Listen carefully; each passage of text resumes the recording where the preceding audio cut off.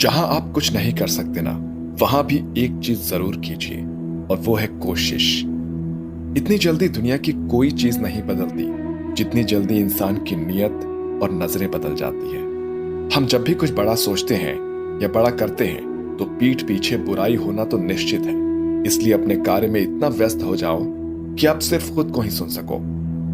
जिसके मन का भाव सच्चा होता है ना, उसका हर काम अच्छा होता है। आज थोड़ा मुश्किल है लेकिन कल थोड़ा बेहतर जरूर होगा। बस उम्मीद मत छोड़ना मेरे दोस्त, तेरा भविष्य एक दिन जरूर बेहतरीन होगा। श्री कृष्ण जी कहते हैं कि यदि खेत में बीज न बोया जाए तो कुदरत उसे घास फूस से भर देती है। ठीक उसी प्रकार से यदि दिमाग में सकारात्मक विचार ना भरे जाएं, तो नकारात्मक विचार अपनी जगह बना ही लेती है। किसी के सामने अपनी अच्छाई साबित करने में वक्त जाया मत कीजिए। आप कितनी भी कोशिश क्यों ना कर लो उन्हें अच्छा दिखाने की, लेकिन लोग वही देखते हैं जो आप उन्हें दिखाना नहीं चाहते। धैर्य रखो, क्योंकि हर नया परिवर्तन आसान होने से पहले मुश्किल हुआ करता है। अच्छे लोगों का हमारी जिंदगी में आना हमारी किस्मत होती है, लेकिन उन्हें संभाल कर रखना यह हमारा हुनर। सहन शक्ति इतनी रखो कि तुम्हें तोड़ने वाले एक दिन खुद बिखर जाए, तुम्हें तोड़ते तोड़ते। भूमि और भाग्य का एक ही स्वभाव है, जो भी बोया है निकलना वही है। उतार चढ़ाव के बाद भी अगर कोई व्यक्ति अपना साथ ना छोड़े तो उस व्यक्ति की कद्र हमेशा करना। जब दर्द और कड़वी बोली दोनों सहन होने लगे ना, तो समझ लेना कि जीना आ गया है। अगर कोई इंसान खामोश है तो इसका अर्थ ये नहीं है कि वो कमजोर है, ये उसका बड़प्पन है। क्योंकि जिसको सहना आता है ना, उसको कहना भी आता है। भगवान की नजर में वो इंसान बड़ा नहीं है जो करोड़ों रुपए कमाता है, बल्कि वो इंसान बड़ा है जो करोड़ों का दिल जीतता है। किसी से बदला लेने में समय व्यर्थ ना करें, क्योंकि जो आपको चोट पहुंचाते हैं वो अपने कर्म का स्वयं सामना करेंगे। पलट कर जवाब देना बेशक गलत है, लेकिन सुनते रहो तो लोग बोलने की हदें भूल जाते हैं। पहाड़ चढ़ने वाला झुक कर पहाड़ चढ़ता है और उतरने वाला अकड़ कर। इसलिए जो व्यक्ति झुक रहा है वो पहाड़ चढ़ रहा है, और जो अकड़ रहा है वो बड़ी तेजी से नीचे आ रहा है। झूठ, धोखा और बहाने आपको कुछ पल की खुशी देंगे, लेकिन इसकी कीमत आपको भविष्य में जरूर चुकानी पड़ेगी। जल्दी मिलने वाली चीजें ज्यादा दिन तक नहीं चलती, और जो चीजें ज्यादा दिन तक चलती है वो कभी भी जल्दी नहीं मिलती।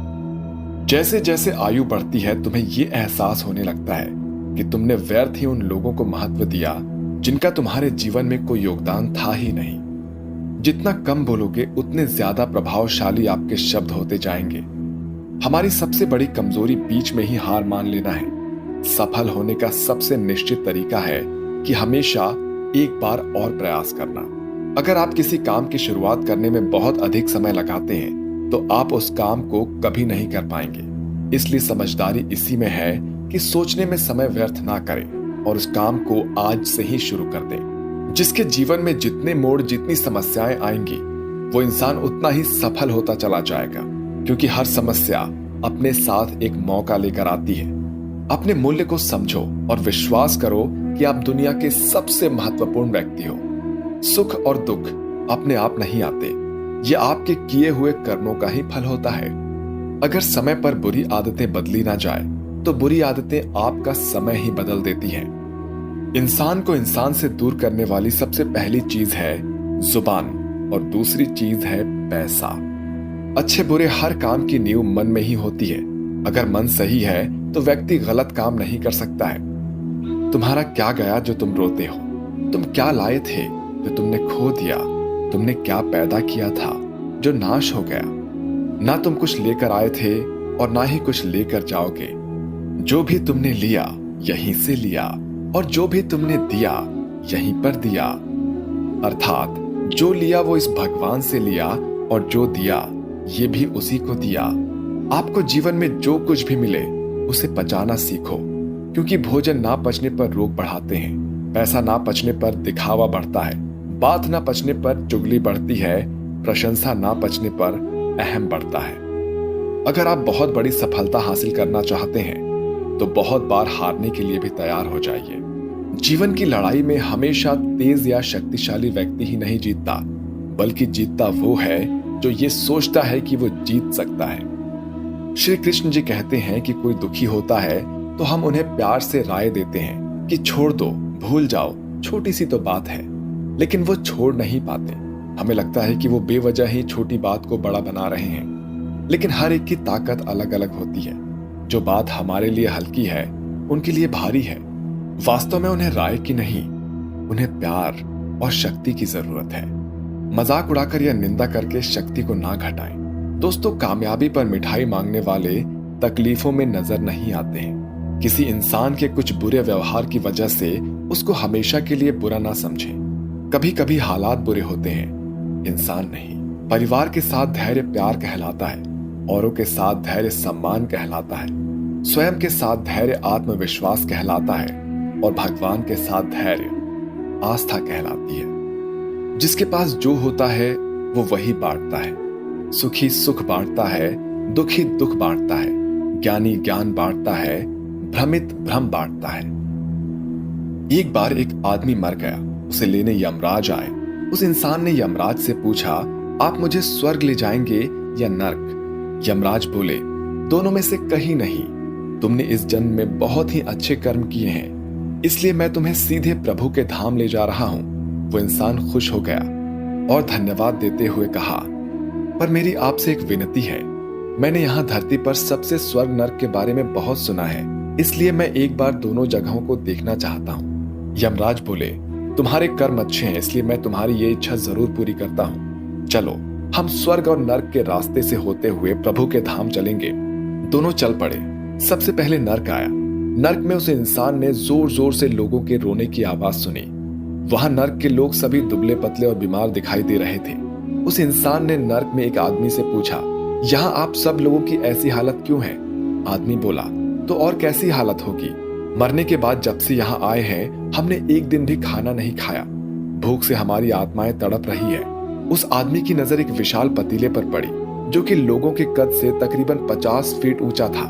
उस पतीले के ऊपर एक विशाल चम्मच लटका हुआ था। पतीले में से बहुत ही शानदार खुशबू आ रही थी। उस आदमी ने नर्क के आदमी से पूछा, इस पतीले में क्या है? वो आदमी मायूस होकर बोला, ये पतीला बहुत ही स्वादिष्ट खीर से हर समय भरा रहता है। उस आदमी ने हैरानी से पूछा, इसमें खीर है?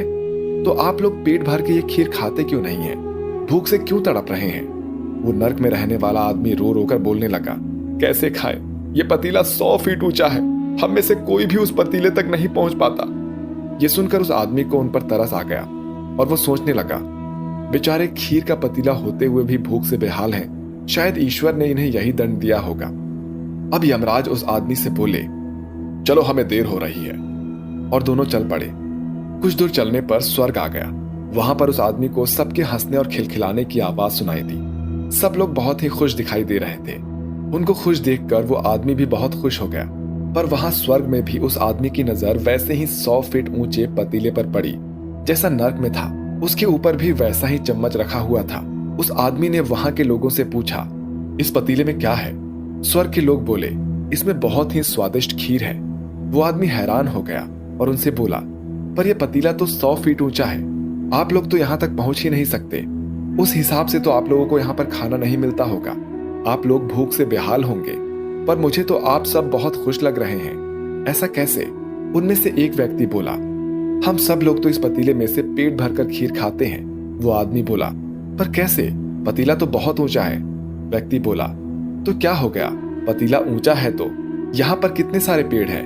हमने इन पेड़ों की लकड़ी ली, उनको काटा और एक विशाल सीढ़ी का निर्माण किया। उस लकड़ी की सीढ़ी के सहारे हम पतीले तक पहुंचते हैं और सभी लोग मिलकर खीर का आनंद लेते हैं। वो आदमी यमराज की तरफ देखने लगा।